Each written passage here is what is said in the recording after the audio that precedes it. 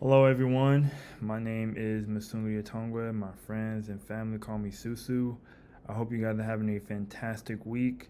Who I am a software engineer based in the Dallas Fort Worth Metroplex.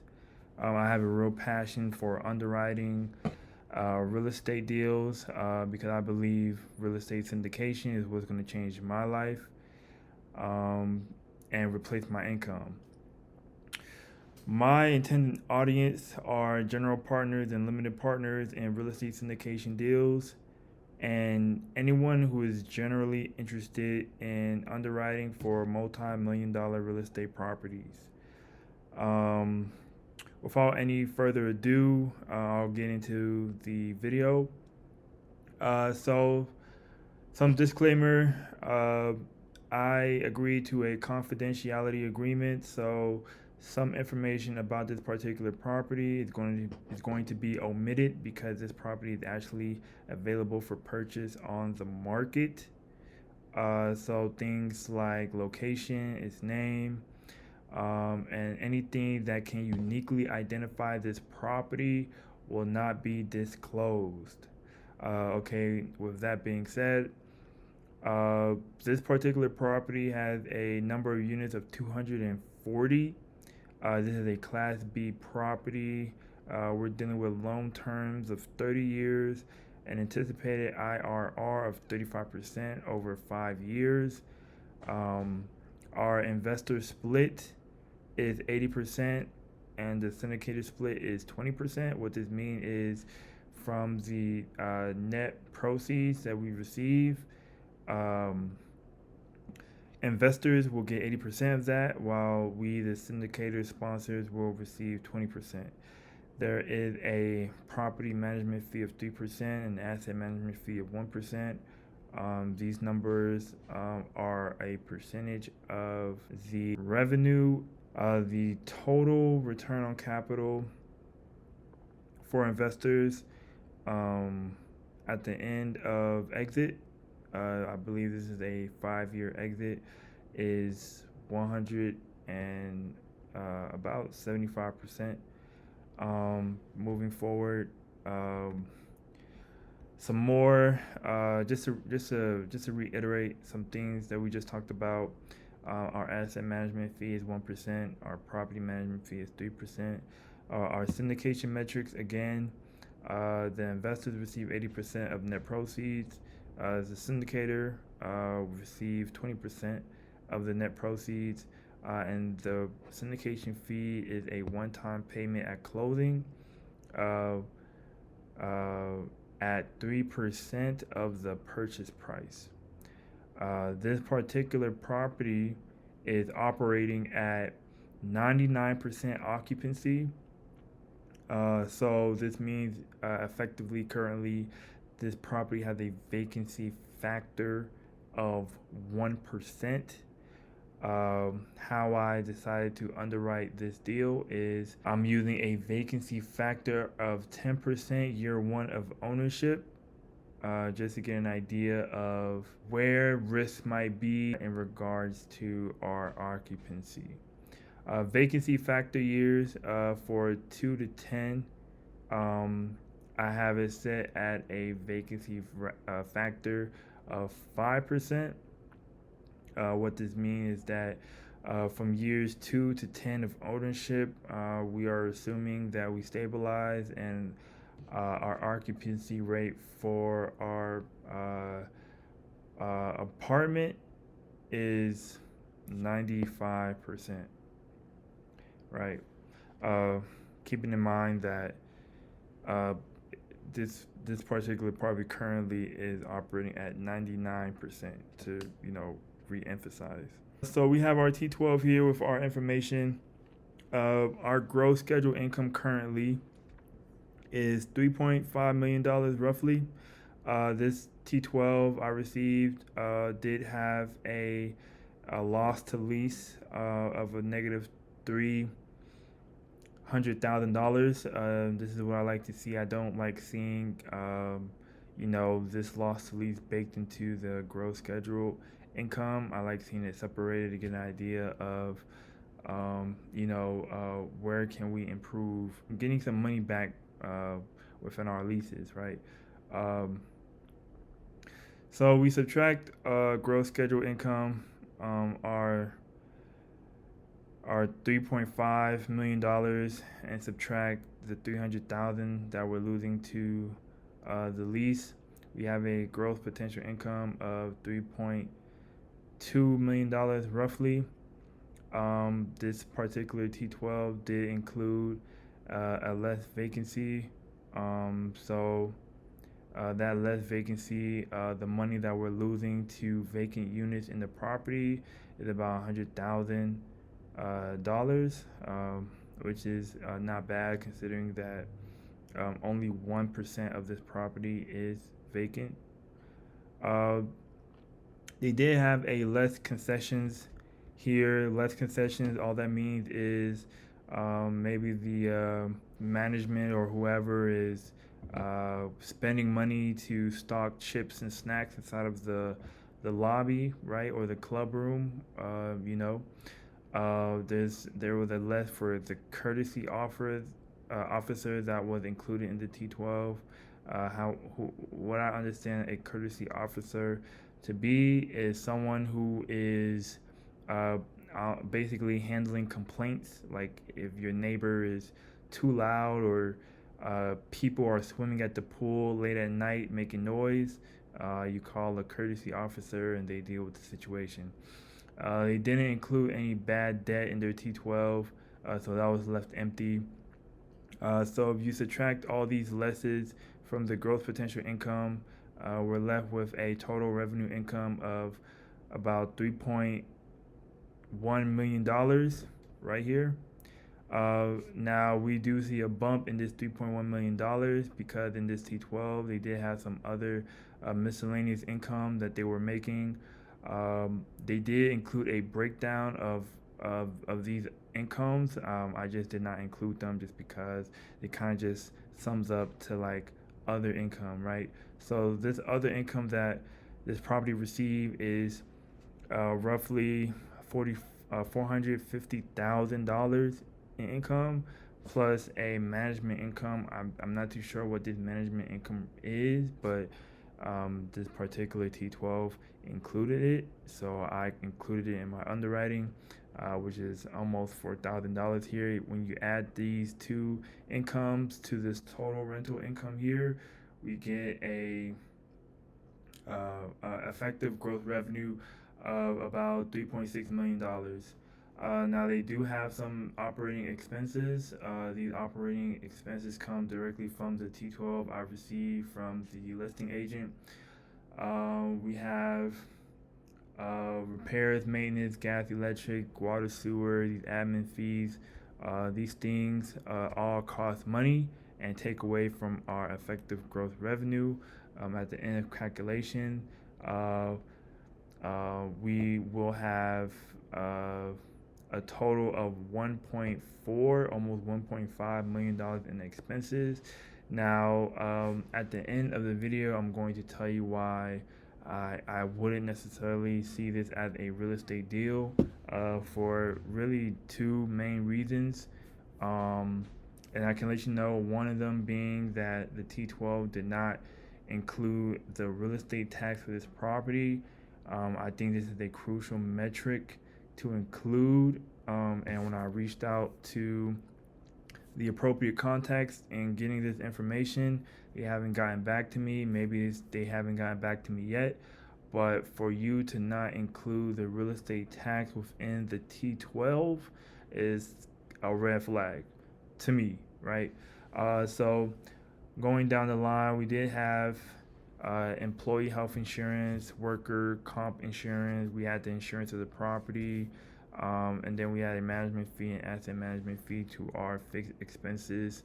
And when you subtract the effective gross revenue from the total, when you subtract the total expense from the effective gross revenue, we get a current NOI of about $2.1 million. Moving to the rent roll, we have some Vacant and not vacant property, mind you, only 1% of this property is considered vacant. Um, this property has several different floor plans. They had two variants of a one bedroom floor plan. They had three variants of the two bedroom floor plan, and they had two variants of a three bedroom floor plan. Now, these SH123, they're pretty much just looking at the square footage of how big these three particular floor plans are.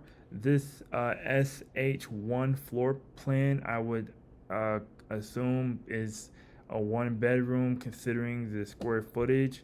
Its square footage is about, I want to say, 950. It's slightly bigger than our one bedroom variants, but they're comparable. I do know that these different floor plans have different square footage.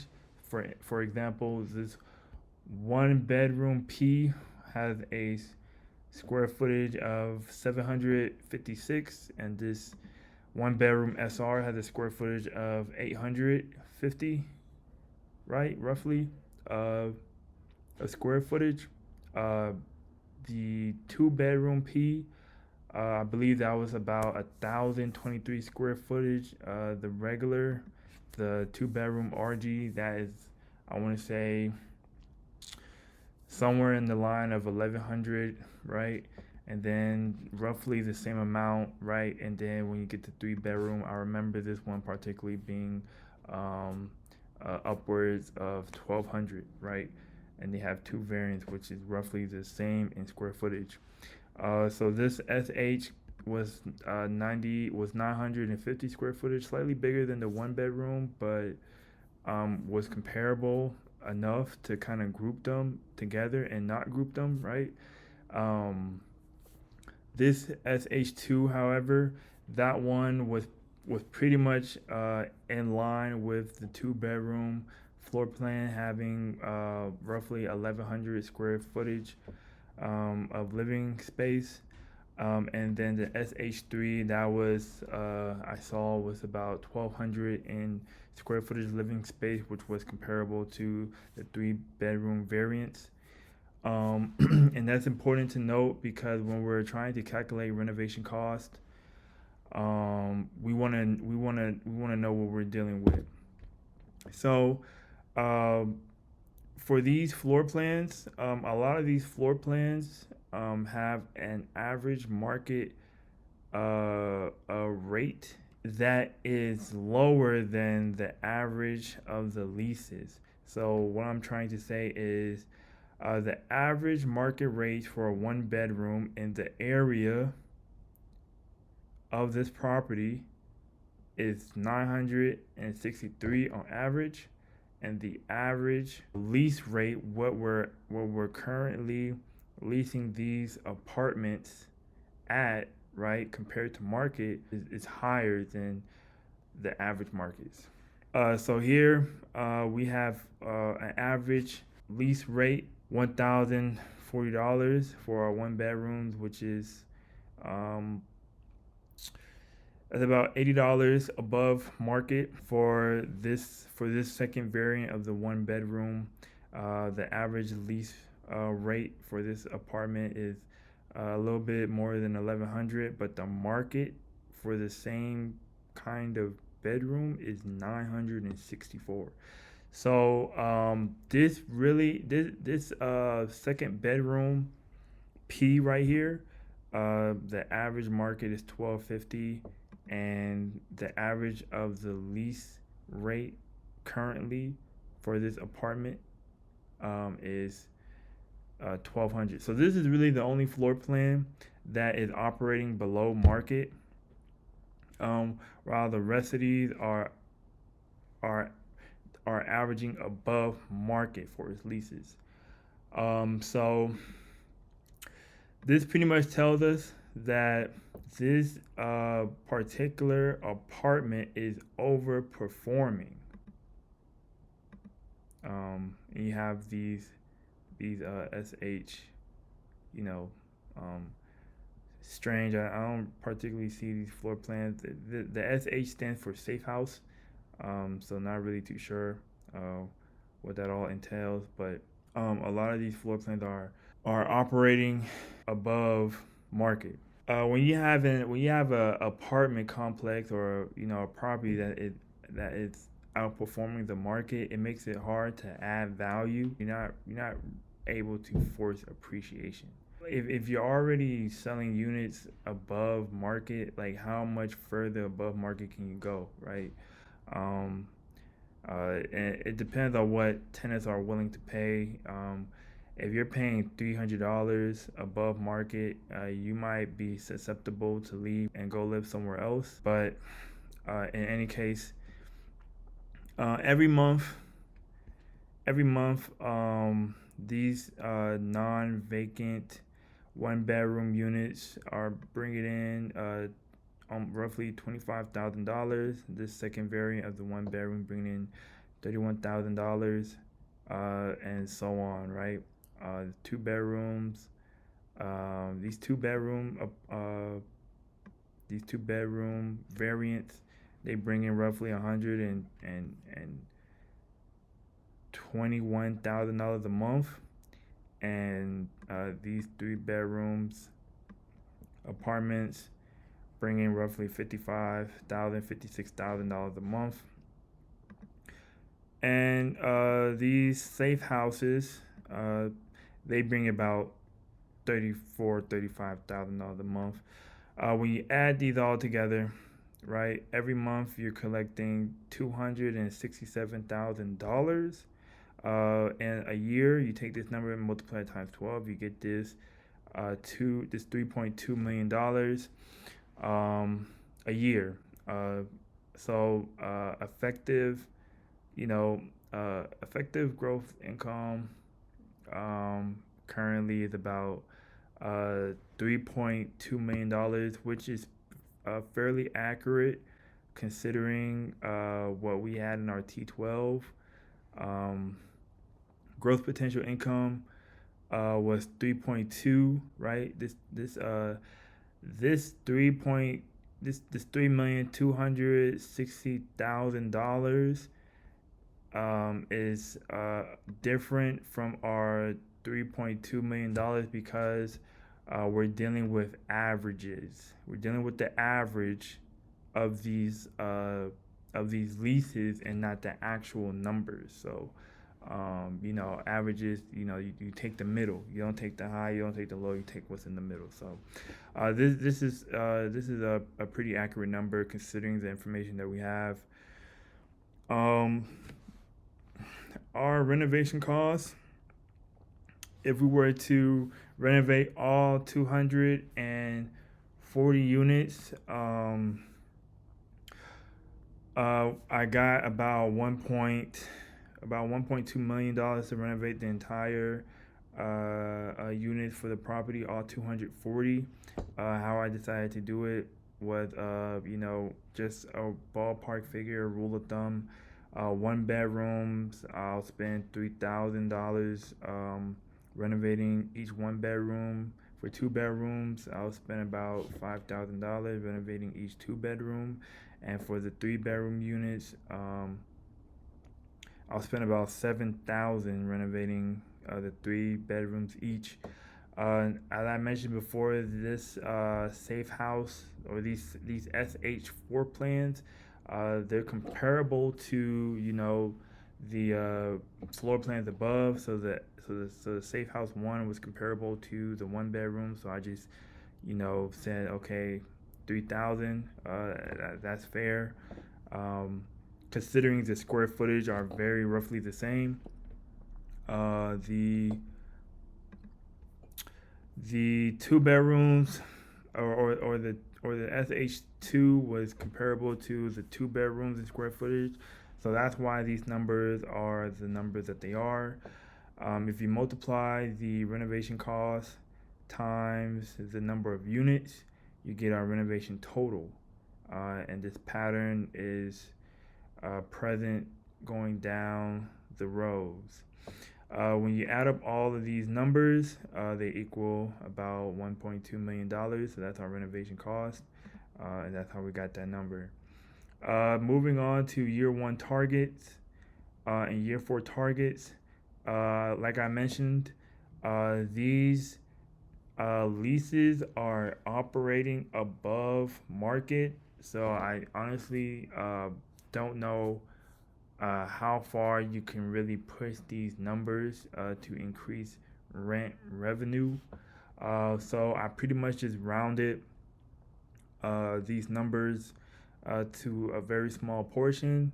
Our average lease, right, is 1,039 on average. So I just kind of pushed it up, the couple cents, literally 17 cents, right? And this is the year one target we're trying to hit without renovating any units, right?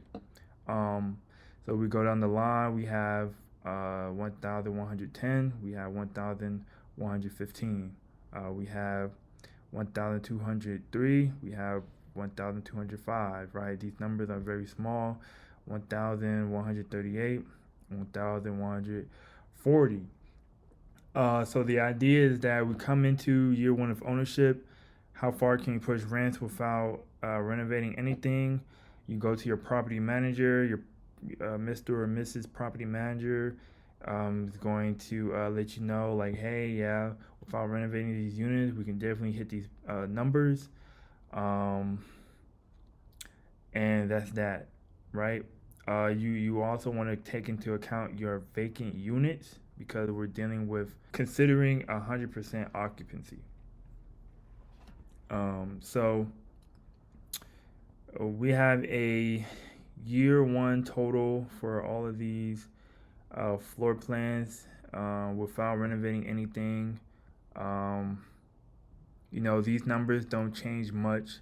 So every month for our one bedroom P, we have we'll make about 25,000, which is roughly the same. I mean, we only increased it by 17 cents, so we're not really looking to do much year one. In keeping in mind that this property is overperforming already. This property is overperforming. A lot of our rates coming into year one are already above market, so I wouldn't necessarily come into this deal trying to rock the boat too much. And so at the end of the year, if we're collecting, right, if we're adding everything we get from our floor plans, if we add everything we receive from our floor plans a month, we make about $273,000 a month from our apartments, and in a year, that would equal about $3.2 million in gross potential income. So this number right here is what we can anticipate making if we do not renovate any of our units and we're running at 100% occupancy. So we take this number, we go back to our T12, and we put that $3.2 million here for our year one manual adjustment. Now, from our year one manual adjustment, we want to assume a 1% loss to lease, right? So this number right here is almost 10 times this number. So they're definitely losing about 8 to 9% revenue just lost to lease. So I mean, it is what it is. We subtract our 1% loss to lease from our gross scheduled income, and we get this $3.2 million. as our gross potential income. So we're taking this number right here, we're multiplying it times our less vacancy factor, which we had for year one at 10%. So we're subtracting 10% of our growth potential income and getting this number here. Moving down, our less concessions, we're going to take what we currently pay or what we currently lose in concessions and multiply it times 3% for inflation. Same thing for our courtesy officer, but we also want to adjust our income by 3% for inflation. So this $450,000 is now $460,000, right? Adjusted for inflation. And we do the same schema for our operating expenses. So we take these numbers and we multiply it times a 3% growth for inflation. And we do that down the line. Before we get to the pro forma, we're going to take another look at some other things like closing costs. So equity down for closing this deal is $6.8 million. Our renovations are almost $1.3 million. We get this number from our renovation costs plus a miscellaneous renovation buffer. How I underwrite, I try to keep these numbers conservative, assuming worst case scenario and not best case scenario. So all in, cash into acquisition is about $9.5 million. This $9.5 million is the amount you'll have to raise to close this deal. We have financing terms here. After speaking with the leasing agent, I believe the seller is looking for like $34 million as a sale price. So keep that in mind.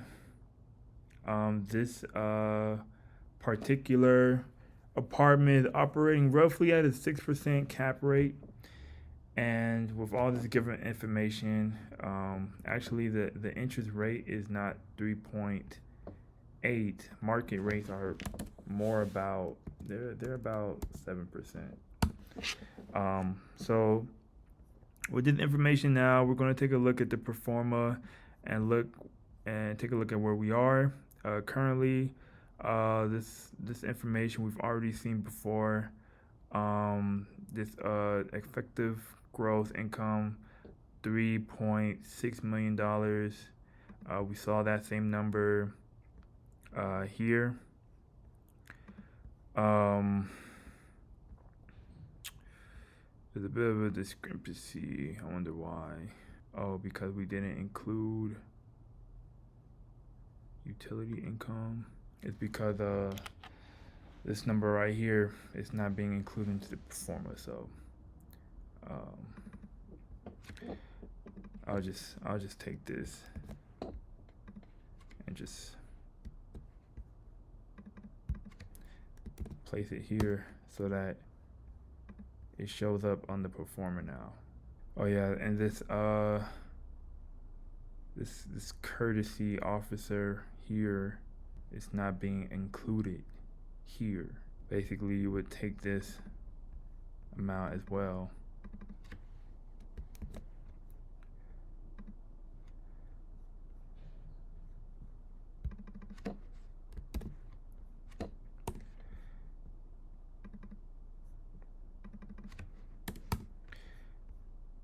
And switch it around just for the sake, right? Just for the sake of these numbers right here, matching the number we get here. And it really isn't a change. It's just so that we can make sure that it shows up on this side for our pro forma, to keep consistency and accuracy.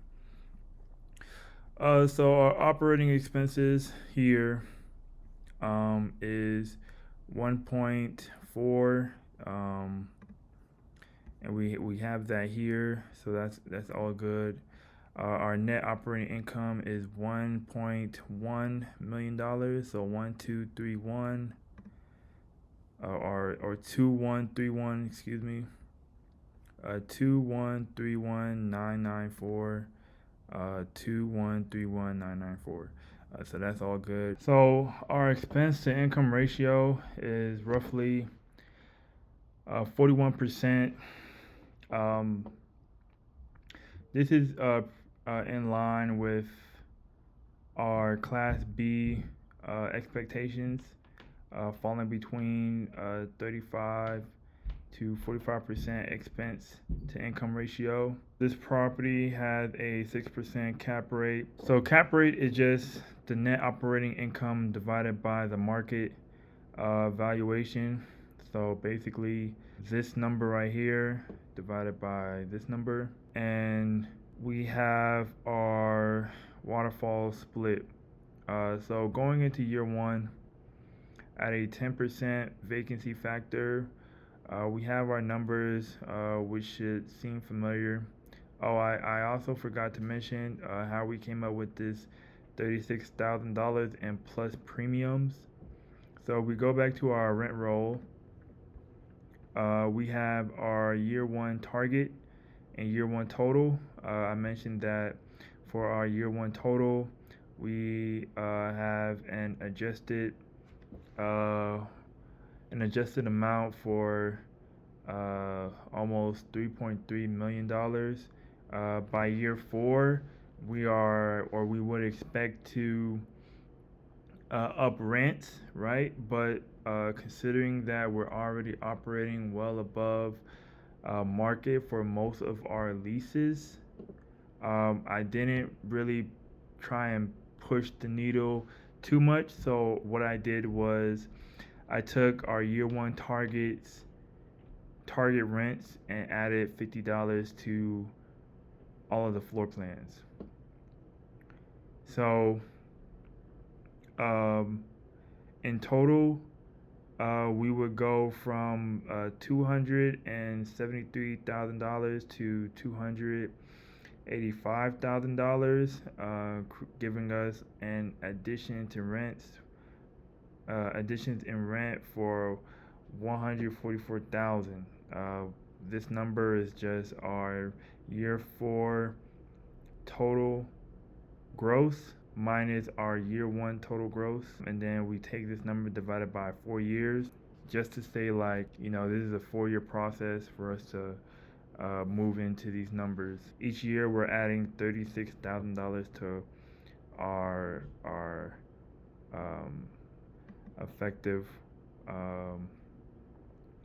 effective scheduled income. So getting deeper into the numbers, we have gross scheduled income of 3.2, almost $3.3 million. Our gain or less to lease is 1%. We subtract that. Our less vacancy is our gross potential income times our vacancy factor of 10%, right? So we're losing 10% to vacancy. And we also have some other miscellaneous minuses, which gives us a total rental income of almost $3 million. Now we have some pluses, some other income adding to this value. So effectively, our gross income is $3.4 million year one of ownership. We do have some expenses to pay off throughout the year. And so we have a total operating expense of about $1 million, leaving us with a net operating income of almost $2.4 million. Our expenses are on the low end. This thing is operating as if it's a Class A property. So we'll probably take this number with a grain of salt. At the end, I'm going to tell you why I honestly would not move forward with this deal, considering the numbers in front of us. We have a valuation of almost 40 million, right? Um, we are operating at a debt service coverage ratio below 1.1, but take this number also with a grain of salt because uh, going into year one of ownership, this property is operating at 99% occupancy, not 90% occupancy. Um, so so our net income after our debt services is paid is $151,000. And we split that two ways. 80% goes to the investors, 20% go to us. So effectively, investors make 121,000 year one, and the syndicator makes 30,000, giving a 1.3% cash on cash return. These numbers are pretty low going into the years. I typically like to see 8 to 12% cash on cash return. But considering the purchase price, to get these numbers where we will want to be, you will have to offer the seller a price. Let's take a look at our performer now. We still aren't really hitting our marks. So I would keep adjusting until we do. Instead of 30, let's try $28 million. So changing our price from 30 million to about 28 million, you can see that we're kind of starting to hit the mark with our 8 to 12%. The reason why we're seeing 5.3% for our year one is our vacancy factor being 10%. With that in mind, year two we jumped to almost 8% roughly. But keep in mind that these numbers still now are not accurate because if we go back to our T12, we do not have anything accountable for the real estate tax. Real estate tax are usually pretty hefty, and you pay that on I believe it's a yearly basis. If we did have that information, these numbers would actually be a little bit less than what we're seeing right now. So for me to go into more information about the exit year valuation and exit and those things, I won't get into it just because this performa is pretty faulty. Really didn't have actual legs to stand on. These numbers don't mean anything just because there's just missing information in the financials. So by no means is this accurate. This video is still important to make, because everything is not just black and white. You want to be aware of your numbers and why your numbers are what they are. And right now, I understand that my numbers, they may look good on the surface, but without the proper information, you can't make a performer that is true. So with that being said, I hope you guys enjoyed the video. If you found value in this, leave a comment. Let me know what you think, and I look forward to starting a discussion with you all. So thank you guys. Have a great rest of the week, and I'll be back next week with another performer for you guys.